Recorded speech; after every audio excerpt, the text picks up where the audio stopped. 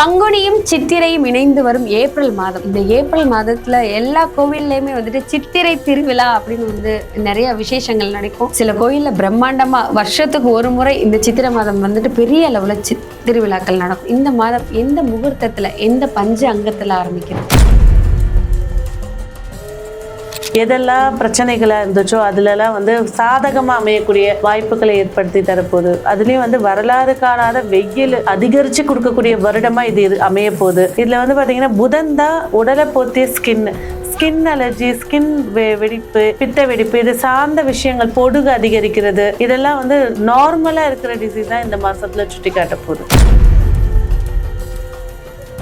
அதே போல சனி 12ஆம் இடத்துல இந்த மீன லக்னம்னு எடுக்கும் போதே பாத்தீங்கன்னா 12ல சனி செவ்வாய் இணைவு எப்பவுமே ஜோதிடத்துல சனியும் செவ்வாயும் சமசப்தமா பார்த்துக்கிட்டாலும் சரி, ஒரே இடத்துல இருந்தாலும் அந்த பாவம் நாஸ்தின்னு சொல்லுவாங்க.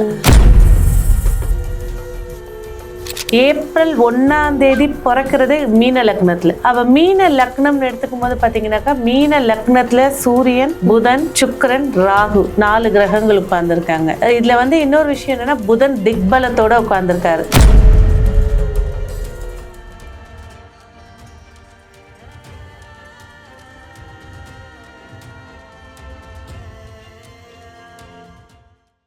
தமிழ் பக்தி நேயர்களுக்கு வணக்கம். நம்ம இப்ப என்ன பார்க்க போறோம்னா 1/4/2024 பங்குனியும் சித்திரையும் இணைந்து வரும் ஏப்ரல் மாசத்தோட பொது பலன் பத்தி தான் நம்ம பார்க்க போறோம். இந்த மாசத்துல தான் தமிழ் வருட பிறப்பு, சித்ரா பௌர்ணமி, சித்திரை அமாவாசை, பங்குனி உத்திரம், இந்த மாதிரி நிறைய கோயில்கள்ல திருவிழா, இந்த மாதிரி நிறைய விஷயங்கள் வரும். இந்த மாதத்துல 12 ராசிக்காரர்களுக்கும் பொது பலன் எப்படி இருக்குன்னு கேட்டு தெரிஞ்சுக்கலாம் வாங்க. வணக்கம். வணக்கம். பங்குனியும் சித்திரையும் இணைந்து வரும் ஏப்ரல் மாதம். இந்த ஏப்ரல் மாதத்துல எல்லா கோவில்லையுமே சித்திரை திருவிழா அப்படின்னு நிறைய விசேஷங்கள் நடக்கும். சில கோயில்ல பிரம்மாண்டமா வருஷத்துக்கு ஒரு முறை இந்த சித்திரை மாதம் பெரிய அளவுல திருவிழாக்கள் நடக்கும். இந்த மாதத்துல இந்த மாதம் எந்த முகூர்த்தத்துல எந்த பஞ்ச அங்கத்துல ஆரம்பிக்குது? அதாவது 1/4/2024 இந்த பங்குனி, அதாவது தமிழ் மாதங்கள்ல கடைசி மாசமான பங்குனியும் முதல் மாதமான சித்திரையும் இணைஞ்சு வரக்கூடியது ஏப்ரல் மாதம்.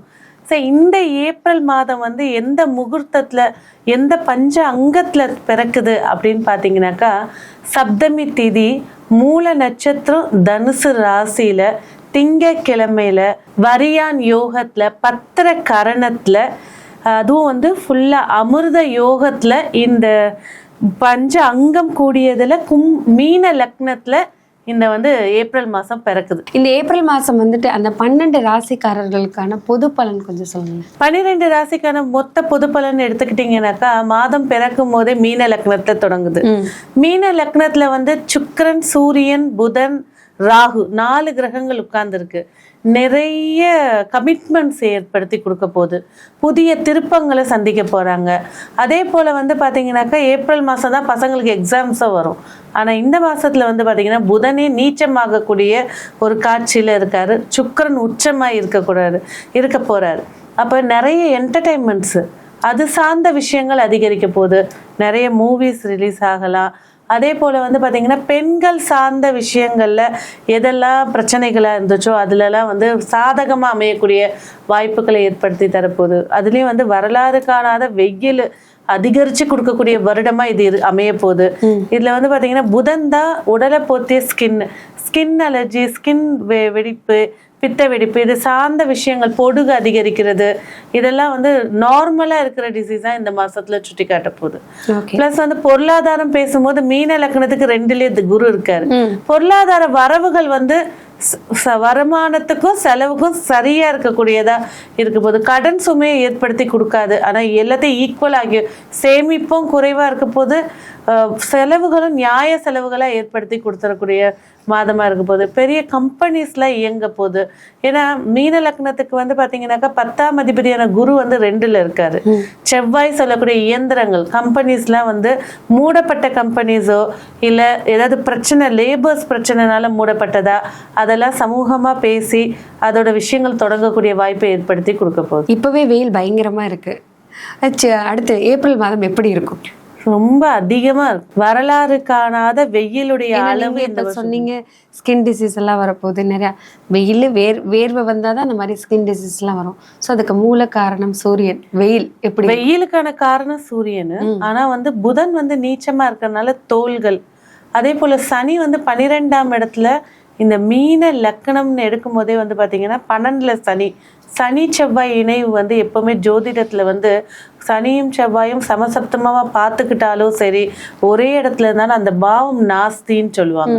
அப்போ 12ஆம் இடத்துல இருக்கும்போது பாத்தீங்கன்னாக்கா ஓவரா அலைச்சல், அது சார்ந்த பிரச்சனைகள், உடம்புல அழுக்கு தேங்குறது, தேமல், அதாவது ஸ்கின் வந்து பாதிக்கும். அதுவும் வந்து இந்த வெயில், ஏன்னா சனி வந்து 3ஆம் பார்வையா சூரியனை பார்க்க போறாரு.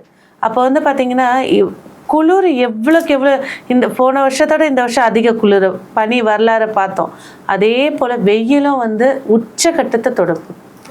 மக்கள் பாதுகாப்பா இருந்துக்கிறது, அதுக்கேற்ற உணவுகள், குழந்தைங்க இருக்காங்கன்னா இளநீ, இந்த சார்ந்த குளிர்ச்சியான உணவுகளை எடுத்து கொடுக்கறது, சேஃப்டியா இருக்கிறது சிறப்பா. ஓகே, ஏப்ரல் மாதத்துல வந்துட்டு கிரக நிலை எப்படி இருக்கும், கிரக பலன் எப்படி இருக்கும் இந்த 12 ராசிகளுக்கும்? ஏப்ரல் மாதம் சொல்லும் போதே வந்து பாத்தீங்கன்னா பங்குனியுடைய பாதியும் கடைசி பகுதியும் சித்திரையுடைய ஆரம்ப பகுதி, இது ரெண்டும் இணையிறது வந்து ஃபர்ஸ்ட் இந்த முகூர்த்தமே இந்த பங்குனி மாசம் ஏப்ரல் 1ஆம் தேதி பிறக்கிறது மீன லக்னத்துல.